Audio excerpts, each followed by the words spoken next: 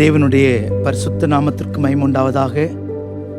நம்முடைய ஆண்டவரும் இரட்சகருமாயிருக்கிற இயேசு கிறிஸ்துவின் நாமத்தினாலே உங்கள் யாவருக்கும் எங்கள் அன்பின் வாழ்த்துக்களையும் ஸ்தோத்திரங்களையும் சொல்லி, இந்த புனித வெள்ளி, குட் ஃப்ரைடே, பெரிய வெள்ளி, துக்க வெள்ளி என்றெல்லாம் அழைக்கப்படுகிற இந்த வெள்ளிக்கிழமை ஆராதனை நான் கர்த்தரை ஸ்தோத்தரிக்கிறேன். கர்த்தர் நல்லவர். இன்றைக்கு உலகம் முழுவதும் இயேசு மரித்தார் என்று சொல்லி பலவிதங்களிலே துக்கத்தை கொண்டாடுகிறார்கள். ஒரு கூட்டத்தார் மெய்யாகவே ஒரு துக்க வீடை போல அவர்கள் அனுபவிக்கிறார்கள். கர்த்தருடைய நாமத்திற்கு மகிமை உண்டாகட்டும். இன்னொரு கூட்டத்தார் அவர்கள் அழுது புலம்பி இயேசு மரித்து விட்டார் என்ற லௌகீக துக்கமுடையவர்களாக இருக்கிறார்கள். கர்த்தருக்கு ஸ்தோத்திரம். இயேசு ஏன் மரித்தார், எதற்காக மரித்தார் என்பதை குறித்து இந்த பெரிய வெள்ளி, புனித வெள்ளி, துக்க வெள்ளி, நல்ல வெள்ளி ஆராதனையிலே வசனங்களை தியானிப்போமாக. அப்போஸ்தலனாகிய பவுல் 1 கொரிந்தியர் 1:18 சொல்லும்போது, சிலுவை பற்றிய உபதேசம் கெட்டுப்போகிறவர்களுக்கு பைத்தியமாயிருக்கிறதா, ரட்சிக்கப்படுகிற நமக்கோ அது தேவ பலம் உள்ளதா இருக்கிறது. ஆனபடினாலே இந்த சிலுவை பற்றிய உபதேசத்தை தியானித்து பலத்தின் மேல் பலன் அடைய, பலமுள்ளவர்களாய் மாற ஆவியானவர் நமக்கு அனுக்கிரகம் செய்வாராக. John the Gospel chapter 19 verse 30. யோவான் சுவிசேஷம் 19ஆம் அதிகாரம் 30வது வசனம். இதோ இயேசு காடியை வாங்கின பின்பு முடிந்தது என்று சொல்லி தலையை சாய்த்து ஆவியை ஒப்பு கொடுத்தார். காடியை வாங்கின பின்பு முடிந்தது என்று சொல்லி தலையை சாய்த்து ஆவியை ஒப்பு கொடுத்தார். கர்த்தருக்கு ஸ்தோத்திரம். இயேசு மரிக்கிறதுக்கு முன்பாக, சிலுவையிலே ஜீவனை விடுவதற்கு முன்பாக முடிந்தது, finished, முடிந்தது என்று சொல்லுகிறார். அப்படியானால் என்ன முடித்தார்? என்னத்தை முடித்தார்? அதைதான் இன்றைக்கு நாம் தியானிக்க போகிறோம்.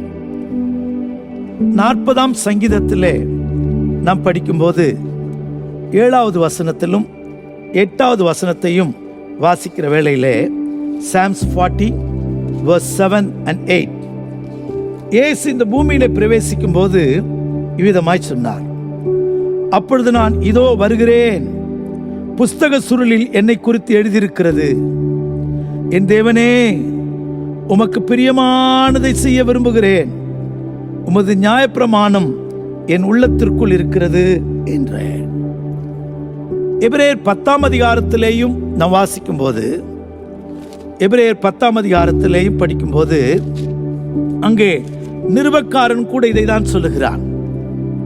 5ஆம் வசனம் 9வது வசனம், Hebrews chapter 10 verse 5 to 9. ஆகையால் அவர் உலகத்தில் பிரவேசிக்கும் போது பலியையும் காணிக்கையும் நீர் விரும்பவில்லை, ஒரு சரீரத்தை எனக்கு ஆயத்தம் பண்ணினீர், சர்வாங்க தகன பலிகளும் பாவ நிவாரண பலிகளும் உமக்கு பிரியமானதல்ல. அப்பொழுது நான், தேவனே உம்முடைய சித்தத்தின்படி செய்ய இதோ வருகிறேன், புஸ்தக சுருளில் என்னை குறித்து எழுதியிருக்கிறது என்று சொன்னேன் என்றார். கர்த்தருடைய நாமத்திற்கு மகிமை உண்டாகட்டும். 9வது வசனம், தேவனே உம்முடைய சித்தத்தின்படி செய்ய இதோ வருகிறேன் என்று சொன்னார். கர்த்தருடைய நாமத்திற்கு மகிமை உண்டாகட்டும். உமக்கு பிரியமானதை செய்ய வருகிறேன். எபிரேயர் நிருபத்திலே உமக்கு சித்தமானதை செய்ய வருகிறேன், ஒரு சரீரத்தை ஆயத்தம் பண்ணினீர். இயேசு இந்த உலகத்தில் பிரவேசிக்கும் போது பிதாவை பார்த்து சொல்லுகிறார், எனக்கு ஒரு சரீரத்தை தந்திருக்கிறீங்கப்பா, இந்த சரீரத்தில் உமக்கு பிரியமானதையும் உமக்கு சித்தமானதையும் செய்ய இந்த சரீரத்தை நான் பாவிப்பேன். அதுல இன்னொரு வார்த்தை, புஸ்தக சுருளிலே என்னை குறித்து எழுதியிருக்கிறது. இந்த புஸ்தக சுருள் என்பது குமாரன் எப்படி ஜீவிக்க வேண்டும், எப்படி மரிக்க வேண்டும், என்னெல்லாம் செய்ய வேண்டும் என்று இந்த இயேசுவை குறித்து பிதாவின் மனதில் இருக்கிற ரகசியம், அந்த பிதாவின் மனதை அறிந்து அறிந்து அறிந்து அதை அப்படியே பூமியில நிறைவேற்ற இயேசு வந்தார். அதுதான் இந்த பிதாவின் மனதை அறிந்த இயேசு பிதாவிட மனதிலே தன்னை குறித்திருக்கிற எல்லாவற்றையும் செய்து முடிச்சிட்டு, பிதா என்னை குறித்து என்னெல்லாம் நினைக்கிறாரோ அதெல்லாவற்றையும் செய்து முடிச்சிட்டு அவர் சிலுவையிலே தன் ஜீவனை விட்டார். அதனால்தான் முடிந்தது, finished என்று சொல்லி ஆவியை ஒப்பு கொடுத்தார் என்று படிக்கிறோம்.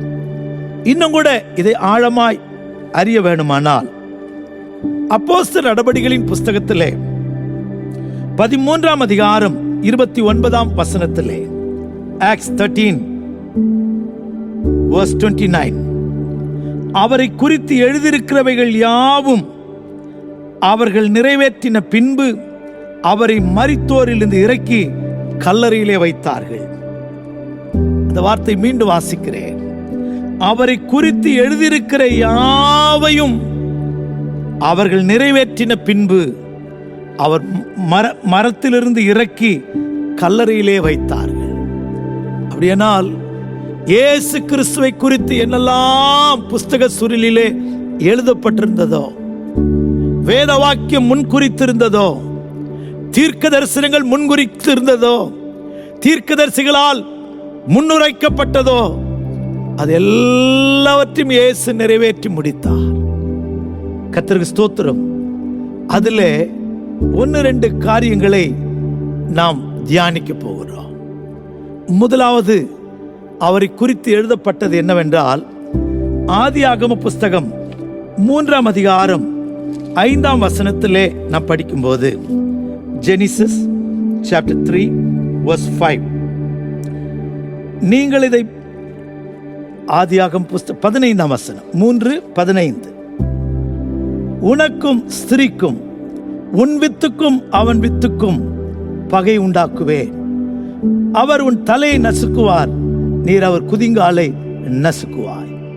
14ஆம் வசனம், தேவனாகிய கர்த்தர் சர்ப்பத்தை பார்த்து, நீ இதை செய்தபடியால் சகல நாட்டு மிருகங்களிலும் சகல காட்டு மிருகங்களிலும் சபிக்கப்பட்டிருப்பாய், நீ உன் வயிற்றினால் நகர்ந்து உயிரோடு இருக்கும் நாளெல்லாம் மண்ணை தின்பாய், உனக்கும் ஸ்திரீக்கும் உன் வித்துக்கும் அவள் வித்துக்கும் பகையை உண்டாக்குவேன். கர்த்தருடைய நாமத்திற்கு மகிமை உண்டாகட்டும். இந்த ஸ்திரீயின் வித்துக்கும் சர்ப்பத்திற்கும் ஒரு பகை. இந்த சர்ப்பத்தின் தலையை இயேசு நசுக்குவார். சர்ப்பத்தின் தலையை இயேசு நசுக்குவார், சர்ப்பமோ அவர் குதிங்காலை நசுக்குமா. கர்த்தருக்கு ஸ்தோத்திரம். உன் வித்துக்கும் அவள் வித்துக்கும். கர்த்தருடைய நாமத்திற்கு மகிமை உண்டாகட்டும். அப்படியானால் இயேசு எப்படிப்பட்டவர்? யோவான் சுவிசேஷம் 1ஆம் அதிகாரம் 13ஆம் வசனம் படிக்கும்போது, அவர்கள் இரத்தத்தினாவது மாம்ச சித்தத்தினாவது புருஷனுடைய சித்தத்தினால் பிறவாமல் தேவனாலே பிறந்தவர்கள். கர்த்தருக்கு ஸ்தோத்திரம். இயேசு புருஷ சித்தத்தினாலேயோ இரத்த சம்பந்தத்தினாலேயோ மாம்ச சித்தத்தினாலேயோ பிறக்கல, ஸ்திரீயின் வித்தாய் இந்த பூமிக்கு வந்தார். கர்த்தருடைய நாமத்திற்கு மகிமை உண்டாகட்டும். ஆம் பிரியமானவர்களே, இயேசு ஸ்திரீயின் வித்தாய் இந்த பூமிக்கு வந்தார். கர்த்தருடைய நாமத்திற்கு மகிமை உண்டாகட்டும். அப்போ இயேசு ஸ்திரீயின் வித்தாக கலாத்திய நிருபத்திலேயும் அவ்விதமாய் வாசிக்கிறோம். இந்த இயேசு ஸ்திரீயின் வித்தாக. அதனால்தான் மரியாள் சொன்னால், நான் புருஷனை அறியேனே என்று சொன்னார். கர்த்தருடைய நாமத்திற்கு மகிமை உண்டாகட்டும். அவர் ஸ்திரீயின் வித்தாய் அல்ல, ஸ்திரீயின் வித்தாக இந்த பூமிக்கு வந்தார். நம்ம ஜீவியத்தில் இயேசு ஸ்திரீயின் வித்தாய் இந்த பூமிக்கு வந்து, கர்த்தருக்கு ஸ்தோத்திரம், இந்த சாத்தானை நசுக்கும்படியாய், சாத்தானை அழிக்கும்படியாய், சாத்தானுடைய வல்லமைகளை ஒன்றுமில்லாமல் ஆக்கி போடும்படியாய், அவன் தலையை நசுக்கும்படியாய் இந்த இயேசு இந்த பூமிக்கு அனுப்பப்பட்டார். கர்த்தருடைய நாமத்திற்கு மகிமை உண்டாகட்டும். ஆம் பிரியமானவர்களே, இயேசு கர்த்தருக்கு ஸ்தோத்திரம் ஸ்திரீயின் வித்தாக இந்த பூமிக்கு வந்தார். காலம் நிறைவேறின போது ஸ்திரீனிடத்தில் பிறந்தவருக்கும் நியாயப்பிரமாணத்திற்கு கீழானவர்களுமாகிய என்று படிக்கிறோம். கலாத்தியர் 4:5 ஸ்திரீனிடத்திலே பிறந்தவர். கர்த்தருடைய நாமத்திற்கு மகிமை உண்டாகட்டும். ரோமர் நிருபத்திலே அதை தான் நாம் வாசிக்கிறோம். கர்த்தருக்கு ஸ்தோத்திரம். 8:3 படிக்கும் போதும் கர்த்தருக்கு ஸ்தோத்திரம், இவர் ஸ்திரீயின் வித்து. இந்த இயேசு என்ன செய்தாராம்? கர்த்தருடைய நாமத்திற்கு மகிமை உண்டாகட்டும். எபிரேயர் நிருபம் 2:15 நாம் படிக்கும்போது Hebrews 2:15 ஜீவிய காலமெல்லாம் மரணத்தினாலே அடிமைப்பட்டிருந்தவர்கள் யாவரையும் விடுதலை பண்ணும்படி அப்படியானார். பிள்ளைகள் மாம்சத்தையும் இரத்தத்தையும் உடையவர்களாயிருக்க அவரும் அவர்களைப் போல மாம்சத்தையும் இரத்தத்தையும் உடையவர்களாய் மரணத்துக்கு அதிகாரியாகிய பிசாசானத்தை மரணத்தினாலே அழிக்கும்படிக்கு, அப்ப பிசாசை அழிக்கும்படிக்கு. இதைதான் 1 யோவான் 3:8 அப்போஸ்தலன் சொல்லும்போது சொல்லுகிறான், பிசாசின் கிரியைகளை அழிக்கும்படிக்கே அவர் வெளிப்பட்டார். பிசாசின் கிரியைகளை அழிக்கும்படிக்கே இயேசு வெளிப்பட்டார். ரோமர் 16 நாம் 20 படிக்கும்போது கர்த்தருக்கு ஸ்தோத்திரம், சீக்கிரத்திலே சமாதானத்தின் தேவன் சாத்தானை உங்கள் காலின் கீழாக நசுக்கி போடுவார். சமாதானத்தின் தேவன் சீக்கிரத்திலே சாத்தானை காலின் கீழாக நசுக்கி போடுவார். இந்த இயேசு சிலுவை மரணத்திலே இந்த சாத்தானின் தலையை நசுக்கிட்டார். இப்ப வால் மட்டும் ஆடிட்டு இருக்கு. கர்த்தருக்கு ஸ்தோத்திரம். இயேசு சிலுவையிலே பிசாசின் தலையை நசுக்கிட்டார். கர்த்தருடைய நாமத்திற்கு மகிமை உண்டாகட்டும். பல்லெல்லாம் உடைச்சிட்டார். இயேசு கல்வாரிக்கு போய் தோற்று போகல, கல்வாரியிலே ஜெயம் எடுத்தார். கொலோசியர் 2 படிக்கும்போது அங்கே கல்வாரியிலே அவர் தோற்று போகல, ஜெயம் எடுத்தார் என்று படிக்கிறோம். கர்த்தருக்கு ஸ்தோத்திரம். நமக்கு 2:14 வாசிக்கும் போது, நமக்கு எதிரடையாகும் கட்டளைகளால் நமக்கு விரோதமாயும் இருந்த கையெழுத்தை குலைத்து அதை நடுவில் இராதபடி எடுத்து சிலுவையின் மேல் ஆணி எடுத்து துரைத்தனங்களை அதிகாரங்களை உரிந்து கொண்டு வெளியரங்கமான கோலமாகி அவைகள் மேல் சிலுவையிலே வெற்றி சிறந்தார். அப்ப பிசாசின் தலையை நசுக்குவார். இந்த தீர்க்க தரிசனம் சிலுவையிலே நிறைவேறிற்று. 2வது, இந்த இயேசு பரியாசம் பண்ணப்படுவார், பரிகசிக்கப்படுவார். சங்கீதத்தில் படிக்கிறோம்.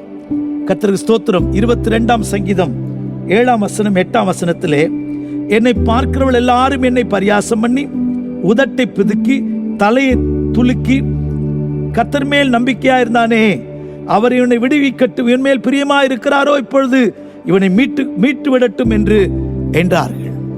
இது எங்கே நிறைவேறி இருக்கு?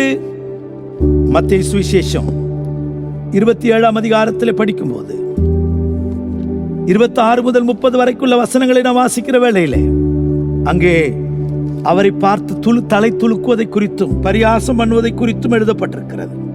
மத்தேயு சுவிசேஷம் 26 27 26 வாசிக்கிறேன்.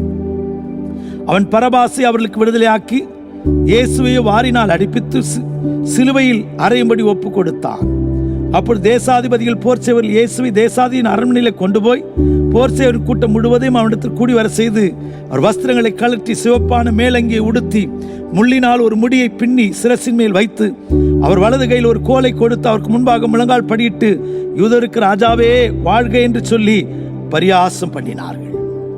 26 49 படிக்கும்போது 26 49 மத்தேயு சுவிசேஷத்திலேயும் வாசிக்கும் போது இயேசுவிடத்தில் வந்து ரபி வாழ்க என்று சொல்லி அவரை முத்தம் செய்தார். பரியாசம் பண்ணினார்கள். இயேசு பரியாசிக்கப்படுவார். மார்க்கு சுவிசேஷம் 15 16 முதல் 18 வரைக்கும் வாசிக்கும் போதும் இயேசு பரியாசம் பண்ணப்பட்டார். கர்த்தருக்கு ஸ்தோத்திரம். அப்பொழுது பிலாத்து ஜனங்களை பரபாசை விடுதலையாக்கி இயேசுவை சிலுவையில் அறைய ஒப்பு கொடுத்தார்கள். 16 போர்ச்சேவருக்கு சேதாதிபதி அரண்மனையாகி மாளிகையில் கொண்டு போய் அவ்விடத்திலே போர்ச்சேவர் கூடி வர சிவப்பான வஸ்திரத்தை எல்லாம் தளித்து முழங்கால் படிட்டு அவரை பரியாசம் பண்ணின பின்பு இயேசுவை பரியாசம் பண்ணினார்கள். பரிகசிக்கப்படுவார். இயேசு குத்தப்படுவார். 3வதாக இயேசு குத்தப்படுவார். சகரியா 12:10 படிக்கும்போது இயேசு குத்தப்படுவார் என்று எழுதப்பட்டிருக்கிறது. சங்கீதம் 22:16 குத்தப்படுவார் என்று எழுதப்பட்டிருக்கிறது. கர்த்தருக்கு ஸ்தோத்திரம். 22:16 வாசிக்கிறேன். என் வஸ்திரங்கள் தங்களுக்குள்ளே பங்கிட்டு என் உடையின் பேரிலே சீட்டு போடுவார்கள். கர்த்தருக்கு ஸ்தோத்திரம். 16ஆம் வசனத்திலே என் கைகளையும் என் கால்களையும் உருவ குத்தினார்கள். என் கைகளையும் கால்களையும் உருவ குத்தினார்கள். கர்த்தருக்கு ஸ்தோத்திரம். இந்த தீர்க்க தரிசனம் கூட நிறைவேறணும் ஐயா. எப்படி நிறைவேறணும்? யோவான் 19ஆம் அதிகாரத்திலே 34வது வசனத்திலே படிக்கும்போது, யோவான் 19:34 வாசிக்கும் போது, கர்த்தருடைய நாமத்திற்கு மகிமை உண்டாகட்டும். ஆகிலும் போர் சேவர்களில் ஒருவன் ஈட்டினால் அவரை விலாவிலே குத்தினான். உடனே இரத்தமும் தண்ணீரும் வந்தது. ஒரு போர் சேவன் ஓடி வந்து ஈட்டினாலே குத்தினான். அவருடைய விலாவிலிருந்து குத்தப்படுவார். கர்த்தருடைய நாமத்திற்கு மகிமை உண்டாகட்டும். ஈட்டினால் குத்தப்பட்டார். ஐயா, ஒவ்வொரு வார்த்தையும், இயேசுவை குறித்து சொல்லப்பட்ட ஒவ்வொரு வார்த்தையும் 24 மணி நேரத்திலே என்னுடைய தேடுதலின்படி 30க்கும் அதிகமான தீர்க்க தரிசனங்கள் நிறைவேறி இருக்கிறது. அதுல 1-2 தான் உங்களுக்கு நான் பேசிக் கொண்டிருக்கிறேன். கர்த்தருடைய நாமத்திற்கு மகிமை உண்டாகட்டும். அதோடு மாத்திரமல்ல, அவருக்கு எலும்புகள், அவருக்கு கசப்பான காடியை குடிக்க கொடுப்பார்கள். 69ஆம் சங்கீதத்திலே நாம் படிக்கும்போது 21ஆம் வசனத்திலே, Psalm 69:21 அங்கே படிக்கும்போது, கசப்பான காடியை குடிக்க கொடுத்தார்கள். என் ஆகாரத்தில் கசப்பு கலந்து கொடுத்தார்கள். என் தாகத்துக்கு காடியை குடிக்க கொடுத்தார்கள். ஆம் பிரியமானவர்களே, வினிகர் கொடுத்தாங்க. மத்தேயு சுவிசேஷம் 27:34 மார்க் 15:36 நாம் படிக்கும்போது இயேசுக்கு கசப்பான காடியை கொடுத்ததை நமக்கு படிக்க முடியும். இயேசு கசப்பான காடியை ருசி பார்த்தார். இயேசு கசப்பான காடியை வாங்கி, கர்த்தருக்கு ஸ்தோத்திரம், அதுக்கு பிறகுதான் வேண்டாம் என்று சொல்லிவிட்டார். 36ஆம் வசனம். கர்த்தருக்கு ஸ்தோத்திரம். அங்கே நின்றவர்கள் சிலர் அதை கேட்டபோது எலியாவை கூப்பிடுகிறான் என்றால், ஒருவன் ஓடி கடற்காலானை காடியிலே தோய்த்து அதை ஒரு கோலிலே மாட்டி அவருக்கு குடிக்க கொடுத்த போது, பொறுங்கள், இவன் எலியாவை கூப்பிடுகிறான் என்று சொன்னார்கள். கசப்பான காடி. கர்த்தருக்கு ஸ்தோத்திரம். அதோடு மாத்திரமல்ல, அவர் பிதாவை நோக்கி, பிதாவினால் கைவிடப்படுவார், பிதாவினால் கைவிடப்பட்டு புலம்புவார் என்று எழுதப்பட்டிருக்கிறது. கர்த்தருக்கு ஸ்தோத்திரம். சங்கீதத்தில் வாசிக்கும் பொழுது 22ஆம் சங்கீதம் 1 வசனத்திலே, என் தேவனே, என் தேவனே, ஏன் என்னை கைவிட்டீர்? எனக்கு உதவி செய்யாமலும் நான் கதறி அழும் சொல்லும் வார்த்தை கேளாமலும் ஏன் தூரமாயிருக்கிறீர்? கர்த்தருக்கு ஸ்தோத்திரம். அவர் பிதாவினால் கைவிடப்படுவார் என்று தீர்க்கதரிசி முன்னமே தீர்க்க தரிசனம் உரைத்திருந்தார். இந்த தீர்க்க தரிசனம் கூட நிறைவேற வேண்டியதாயிருந்தது. மத்தேயு சுவிசேஷம், கர்த்தருக்கு ஸ்தோத்திரம், நாம் படிக்கும்போது, பிரியமானவர்களே, 27:46 படிக்கும் பொழுது அவர் பிதாவை நோக்கி கதறினார். கர்த்தருக்கு ஸ்தோத்திரம். 9ஆம் மணி நேரத்தில் இயேசு ஏலி ஏலி லாமா சபக்தானி என்று மிகுந்த சத்தமிட்டு கூப்பிட்டார். அதற்கு, என் தேவனே, என் தேவனே, ஏன் என்னை கைவிட்டீர்? ஏன் என்னை கைவிட்டீர்? அப்படியானால் இன்னும் எத்தனையோ தீர்க்க தரிசனங்கள் அவரை குறித்து எழுதியிருக்கிற யாவையும் நிறைவேற்றின பின்பு மரத்திலிருந்து கீழே இறக்கி அவரை கல்லறையில வைத்தார்களா? இந்த இயேசு பிதாவின் சித்தம் நிறைவேற்றுகிறவராய் இந்த பூமிக்கு வந்தார். இன்னும் கூட நிறைய சொல்லலாம். 31ஆம் சங்கீதம் 5ஆம் வசனத்திலே அவர் பிதாவினிடத்தில் தன் ஆவியை ஒப்பு கொடுப்பதை குறித்து எழுதப்பட்டிருக்கிறது. கர்த்தருக்கு ஸ்தோத்திரம். பிதாவினிடத்தில் ஆவியை ஒப்பு கொடுப்பார். கர்த்தருடைய நாமத்திற்கு மகிமை உண்டாகட்டும். உமது கைகளின் ஆவியை ஒப்புவிக்கிறேன். இது எங்கே நிறைவேறி இருக்கிறது?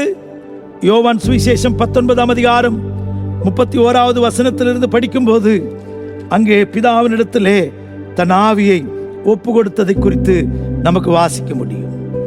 அவர் இயேசுவிடத்தில் வந்து, கர்த்தருக்கு ஸ்தோத்திரம், அவர் பிதாவினிடத்திலே உரத்த சத்தமாய், ஓய்வு நாளுக்கு முன்ன ஆயத்த நாளுக்கு உடல்கள் வைக்கப்பட்டிருக்க கூடாதாம். இயேசு காடி வாங்கின பின்பு 30வது வசனத்திலே தலையை எல்லாம் முடிந்தது என்று சொல்லி தலையை சாய்த்து ஆவியை ஒப்பு கொடுத்தார். He commit a spirit unto Father. ஆவியை ஒப்பு கொடுத்தார். வஸ்திரங்களின் பேரிலே பங்கிடுவார்கள், சீட்டு போடுவார்கள். 22ஆம் சங்கீதம் 18ஆம் வசனத்திலே நாம் படிக்கும்போது அவருடைய வஸ்திரத்தின் பேரிலே சீட்டு போடுவார்கள் என்று படிக்கிறோம். மத்தேயு 27ஆம் அதிகாரம் 35ஆம் வசனத்திலேயும், மார்க் 15:24லேயும், லூக்கா 23:24லேயும், யோவான் 19:24லேயும் படிக்கும்போது வஸ்திரத்தின் பேரிலே சீட்டு போட்டார்கள். இப்படி எத்தனையோ தீர்க்க தரிசனங்கள் நிறைவேறினது. இதைதான் அப்போஸ்தலர்கள் பிரசங்கிக்கும் போது சொல்லுகிறார்கள். அவரை குறித்து எழுதியிருக்கிற யாவையும் அவர் நிறைவேற்றின பின்பு அவரை மரித்தோரிலிருந்து இறக்கி கல்லறையிலே வைத்தார்களாம். இன்னும் நிறைய சொல்லிக்கிட்டே போகலாம். கர்த்தருக்கு ஸ்தோத்திரம். பிசாசின் தலையை நசுக்குவார், சர்ப்பத்தின் தலையை நசுக்குவார். பரியாசம் பண்ணப்பட்டார், கசப்பான காடியை கொடுத்தார்கள், குத்தப்பட்டார், எலும்புகள் முறிக்கப்படுவதில்லை. 34ஆம் சங்கீதம் 24ஆம் வசனத்திலே, நீதிமானுடைய எலும்புகள் ஒன்றாயிலும் முறிக்கப்படுவதில்லை. ஒரு போர்ச்சேவன் ஓடி வந்து யோவான் 19ஆம் அதிகாரம் 31-36 வரைக்கும் படிக்கும்போது அவருடைய காலை முறித்தான், உடைக்கப்படல, எலும்புகள் உடைக்கப்படல. இத்தனை சீக்கிரம் அவர் மரித்து விட்டாரா? ஒவ்வொரு தீர்க்க தரிசனமும் இயேசு இந்த சரீரத்தில் பூமியிலே வந்து அவரை குறித்து முன்குறித்த யாவும் நிறைவேறத்தக்கதாய் தன்னை ஒப்பு கொடுத்தார். புஸ்தக சுருளிலே எழுதியிருக்கிற யாவும் நிறைவேறத்தக்கதாய் தன்னை ஒப்பு கொடுத்தார். வேத வாக்கியங்கள் நிறைவேறும்படியாய் இப்படி நடந்தது. வேத வாக்கியங்கள் நிறைவேறும்படியாய் இப்படி நடந்தது. இது ஒரு லௌகீக துக்கத்திற்காக அல்ல, எனக்காக இந்த மாம்ச சரீரத்திலே பிதாவின் சித்தம் செய்ய, உமக்கு பிதாவுக்கு பிரியமானதை செய்ய நீர் எனக்காய் அடிக்கப்பட்டீரே. இந்த இயேசுவை பார்க்கலாம். கர்த்தருக்கு ஸ்தோத்திரம். பரியாச சின்னமாய் சிலுவையிலே பலியானேன் பாவி உனக்கா. பரிகாச சின்னமாய் சிலுவையிலே பலியானேன் பாவி உனக்கா. என்னை நேசிக்கின்றாயா. இந்த பாடலை பாடி கருத்தின் ஆழத்தை உணர்ந்து இவ்வளோ பாடுகளை சகித்திருக்கிறார் இயேசு. இந்த இயேசுனுடைய பாடுகள் எல்லாம் நினைத்து, எனக்காக சிவப்பான வஸ்திரம் தரித்தீரே, எனக்காக குத்தப்பட்டீரே, என் நிமித்தம் பரியேசிக்கப்பட்டீரே, என் நிமித்தம் ஆண்டவரே கசப்பான காடியை ருசி பார்த்தீரே, எனக்காக ஆண்டவரே ஆணிகள் ஏற்றீரே, துளைக்கப்பட்டீரே, அமக்கிரமக்காரில் ஒருவராய் எண்ணப்பட்டீரே. நான் உம்மை நேசிப்பேன், நான் உம்மை நேசிப்பேன். ஒரு தீர்மானத்தோடு இயேசுவை நேசிக்கிற மனுஷராய் மாறுவோம். இதுவே இயேசு நமக்காக சிலுவையில் அறையப்பட்ட இந்த நல்ல ஆராதனையாய் மாறட்டும். கர்த்தர் நம்மை நடத்தட்டும், கர்த்தர் நம்மை உயர்த்தட்டும், கிருபை தொடர்வதாக. ஜெபிப்போமா. பிதாவே, உமக்கு ஸ்தோத்திரம். சிலுவையில் பலியானீரே, உம்மை குறித்து சொல்லப்பட்ட யாவையும் நிறைவேற்றின பின்பு மரத்திலிருந்து இறக்கி உம்மை கல்லறை விளைத்தார்கள். இந்த பூமியில வந்து ஒவ்வொரு நிமிஷமும் ஒவ்வொரு இமைப்பொழுதும் நீர் பிதாவே, இயேசுவே, நீர் எங்களுக்காக பலியானீரே, எங்களுக்காக ரத்தம் சிந்தினீரே. அதற்காய் ஸ்தோத்திரம். தொடர்ந்து எங்களை நடத்தும். இந்த கல்வாரி காட்சியை காண்கிற நாங்கள் உமக்காக தொடர்ந்து ஓட இன்னும் அதிகமாய் நேசிக்க, உமக்காக ஜீவிக்க உதவி செய்யும். இயேசு நாமத்தில் பிதாவே, ஆமென், ஆமென். God bless you. Praise the Lord.